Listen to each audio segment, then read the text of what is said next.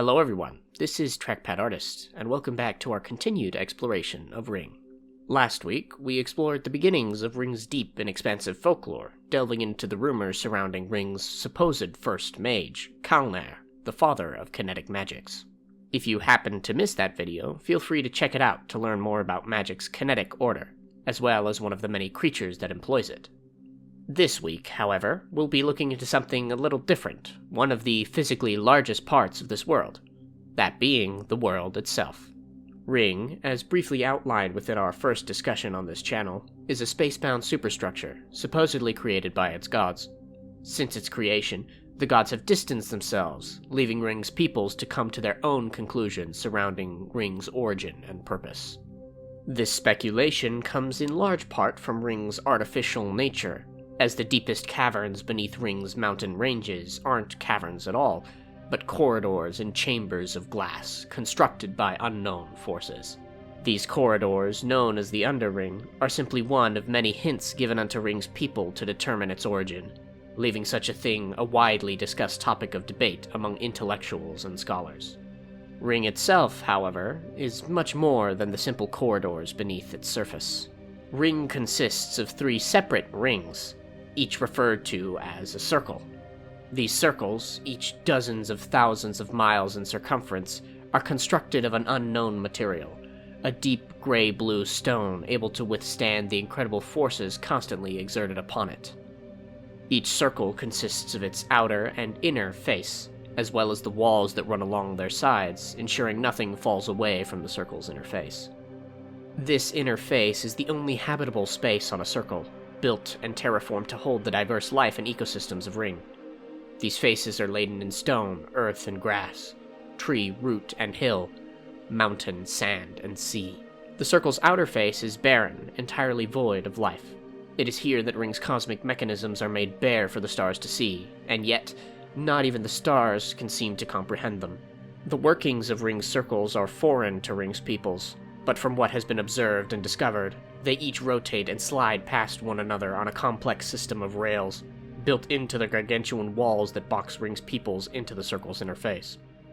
These rails allow for a near-complete freedom of movement, allowing for Ryng's circles to each spin on any 3-dimensional axis. This, however, does not mean that a circle's movement is random. Far from it. As Ryng's peoples continued to develop, they came to understand the movements of the circles, developing a celestial calendar based on their positions. This calendar is divided into 8 20-day months, which are divided into 3 2-month seasons.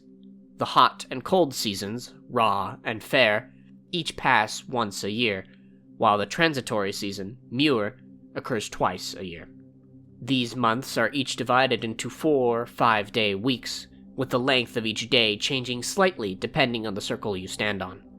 As such, days are often cut from the outer circle calendar every few years in order to maintain a rough alignment with the inner circles.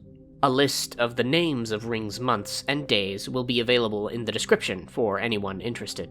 Moving on from the calendar, there is still much to discuss concerning the circles themselves, as although they are more than visible to one another, travel between them is still incredibly difficult. Due to the circle's near constant movements, travel between circles is impossible for most of the year, with a handful of exceptions.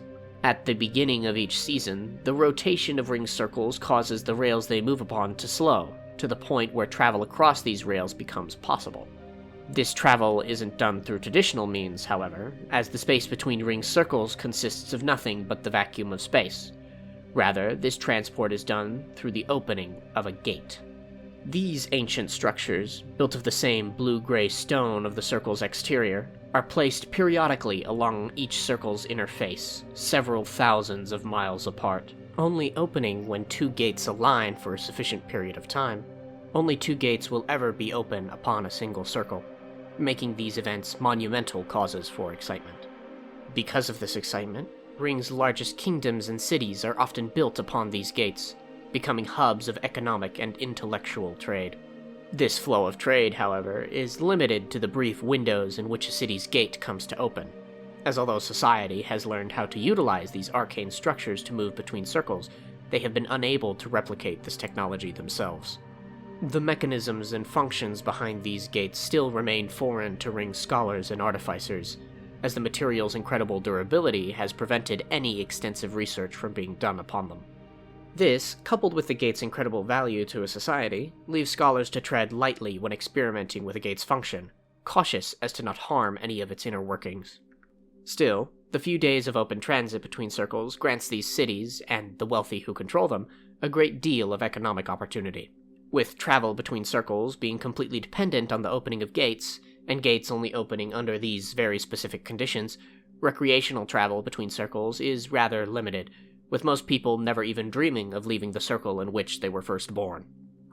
A conjoining of circles, however, isn't always a pleasant event, as more often than not, when a circle passes over another, it often does so with a great deal of speed.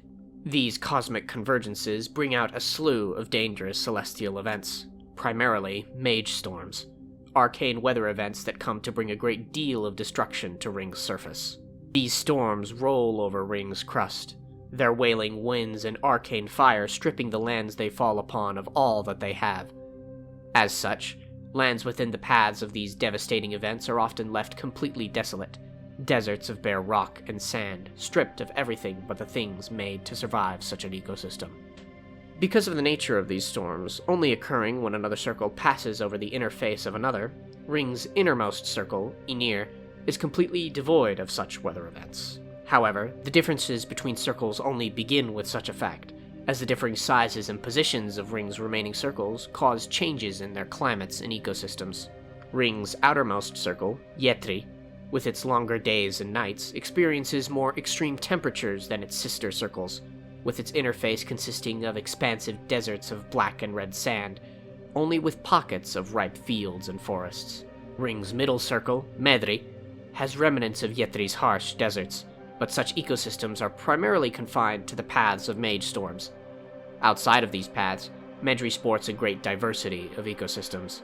Mountains and valleys, fields and rivers, forests and swamps, and great oceans that divide its continents.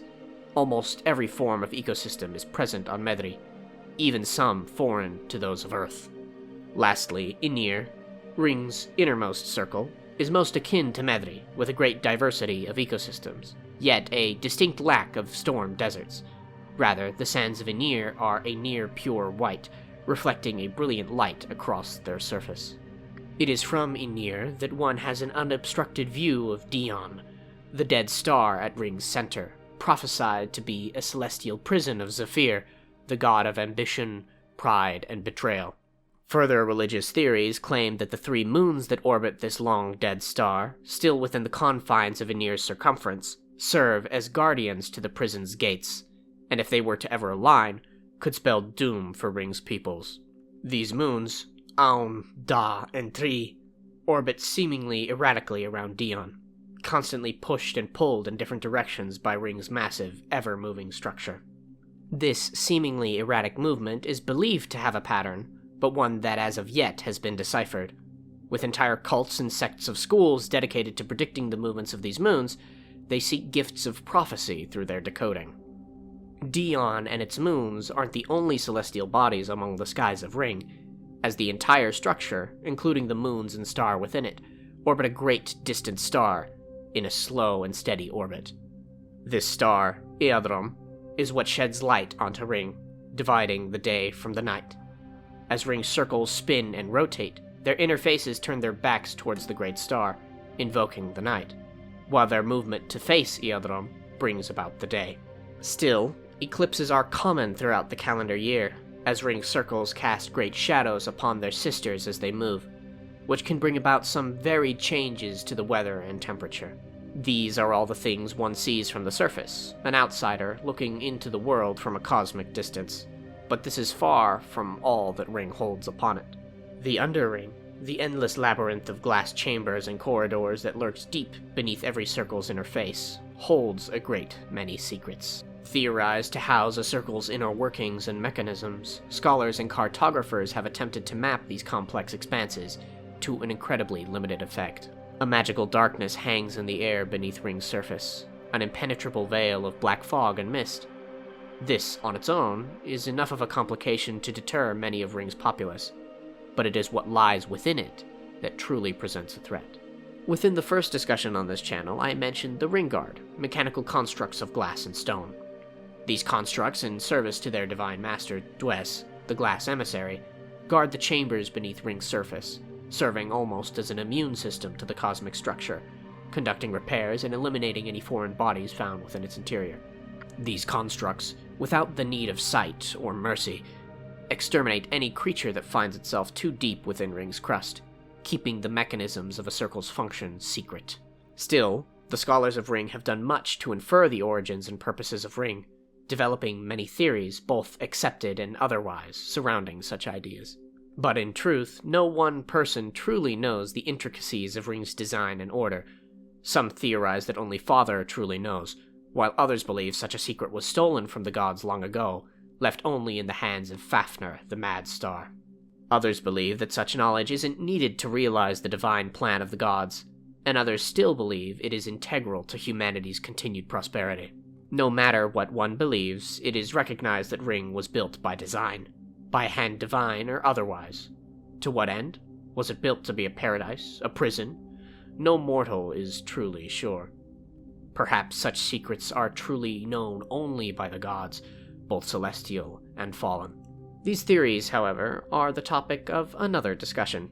If you've liked what you've heard, please consider subscribing, or even just taking a moment to watch another one of my videos.